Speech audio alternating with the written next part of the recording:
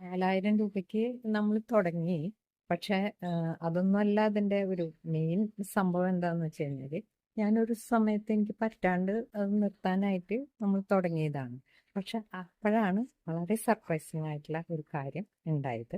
അപ്പൊ അതിനെക്കുറിച്ച് ഓർഡേഴ്സ് നമുക്ക് ഇഷ്ടം പോലെ വരാൻ തുടങ്ങി.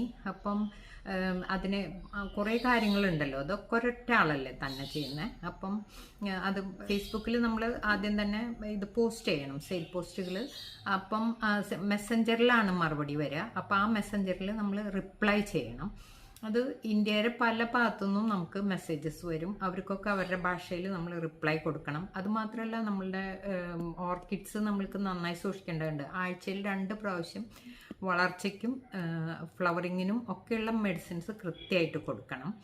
അപ്പം ചെറിയ നമ്പേഴ്സാണ് നമ്മൾ ആദ്യം വാങ്ങിയതെങ്കിലും എല്ലാ പരിചരണത്തിൻ്റെ കാര്യങ്ങൾക്കൊന്നും കുറവുണ്ടായിരുന്നില്ല. ആകെ കൂടി കൊറോണ കാലമായതുകൊണ്ട് ഓണം സെലിബ്രേഷൻ ഒന്നും ഉണ്ടായിരുന്നില്ല എന്നുള്ളതൊരു വലിയ അനുഗ്രഹമായിരുന്നു. അന്ന് ഇതിൽ ഫുൾ കോൺസെൻട്രേറ്റ് ചെയ്യാൻ പറ്റി. പക്ഷെ നമ്മൾ ഒരു വീട്ടമ്മയായിരുന്നു. അപ്പം അതിൽ നിന്നുള്ള ഒരു മാറ്റം നമ്മളെ ചുറ്റിപ്പറ്റി ജീവിക്കുന്ന ചിലർക്ക് അവരുടെ കംഫർട്ട്സിലൊക്കെ ചെറിയ കുറവ് വന്നു. അത് അവർക്ക് കംഫർട്ട്സിന് കുറവ് വരിക എന്നുള്ളേക്കാളും എൻ്റെ ഒരു ചുമതല അതാണെന്നുള്ളതിൽ നിന്ന് എൻ്റെ മനസ്സിനെ പറഞ്ഞ് പഠിപ്പിക്കാൻ എനിക്ക് സമയമെടുത്തു. ഞാനിത് എന്താ നിങ്ങളോട് പറയണെന്ന് വെച്ചാൽ, എൻ്റെ വീട്ടിൽ അത്ര പ്രോബ്ലംസ് ഒന്നും ഉണ്ടായതുകൊണ്ടല്ല. പക്ഷെ പല സ്ത്രീകളും വിചാരിക്കുന്നത് അവര് അതൊക്കെ ചെയ്യുമ്പോഴാണ് അവരുടെ മനസ്സിന് സമാധാനം കിട്ടുന്നതെന്നാണ്. അപ്പം അതിനെക്കുറിച്ച് എനിക്കൊന്നും പറയാനില്ല. കാരണം അതൊരു വെല്ലുവിളി തന്നെയാണ്. ശരിക്കും ഒരു വീട്ടമ്മയായിട്ട് 10-40 വർഷം ജീവിച്ചു കഴിഞ്ഞിട്ട് അതിൽ നിന്ന് മാറ്റം വരുമ്പം നമ്മളുടെ ആനുകൂല്യങ്ങൾ പറ്റിക്കൊണ്ടിരിക്കാന്ന് തന്നെ ഞാൻ പറയട്ടെ. അതിൽ ചെറിയ ഒരു കംഫർട്ട്സ് ഡിഫറൻസ് വരുമ്പം പുറമേ ഉള്ളവരും നമ്മളോട് ചോദിക്കും, നിനക്കിപ്പോൾ ഇതിൻ്റെ ആവശ്യമുണ്ടോ എന്ന് ചോദിക്കും.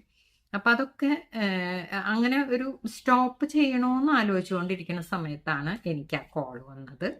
അപ്പം കോൾ എടുത്ത വശം എന്നോട് പറഞ്ഞത് ഒരുപാട് കയ്യിലുണ്ടോ എന്ന് ചോദിച്ചു, ഓർക്കിഡ്സ്. അപ്പം എനിക്ക് ഇതൊന്നും അത്ര ഒരു കോള് വരലൊന്നും പതിവുള്ളതല്ല. അപ്പം ഞാൻ പെട്ടെന്ന് പറഞ്ഞു ഒരു 40 എണ്ണം ഉണ്ടെന്ന്. ഓണം